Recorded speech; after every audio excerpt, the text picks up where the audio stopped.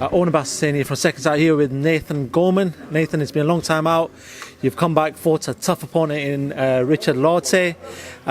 Victorious on the night, unanimous decision. You know, at times in there, you were picking him off quite well. Just assess your performance for me. It was a good performance, mate. I got 10 rounds out. I'd give it a 4 or 5 out of 10. Okay. Carrying a bit of excess, I'm sure as many people will comment. But it is what it is, you know. Back in the gym on Tuesday or Wednesday, so I've got a bit of time off. And I want to keep the ball rolling and get the momentum going, mate. I want to be involved in big fights. So yeah, I'm glad we got the win, and we'll just push on now.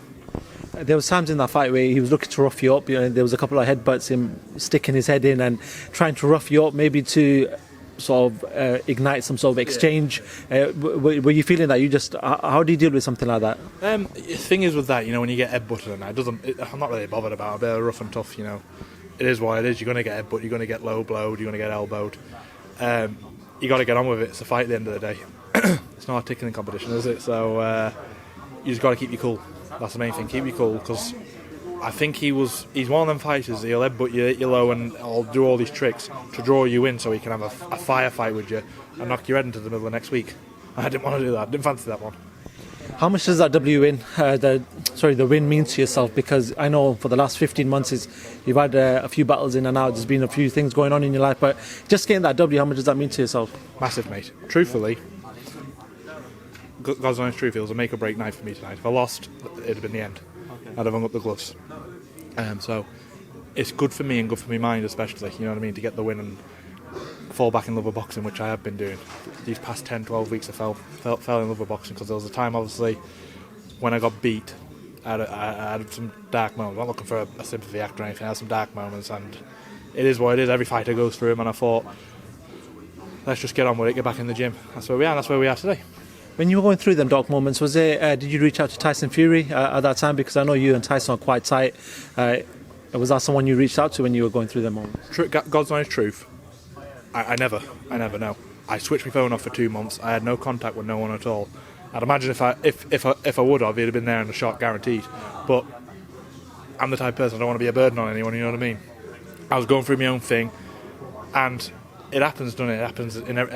Everyone in life goes through a little bit of a hurdle, and unfortunately that was my time then, and thank God we're here today, we're over it, and we're just continuing on the straight path now. It seems like the next fight for yourself is that fight with Lucas Browne. I know he's been on social media today calling you out. I know you want that fight. So when are you looking, or when do you ideally want that fight? Truthfully, next 7 weeks. I'll fight him on the JOYCE-DUBOIS card, if not before Christmas. So, whenever really. I've sparred Lucas before. He's a really nice man. Even though he did call me fat on his Instagram video. But, you know, I don't take no problems with it. It is what it is. We'll get in there. We'll punch each other up, and we'll shake hands. The better man will win on the night. And finally, after sort of the JOYCE-DUBOIS fight happens, is talks of maybe that belt, the British title, becoming vacant.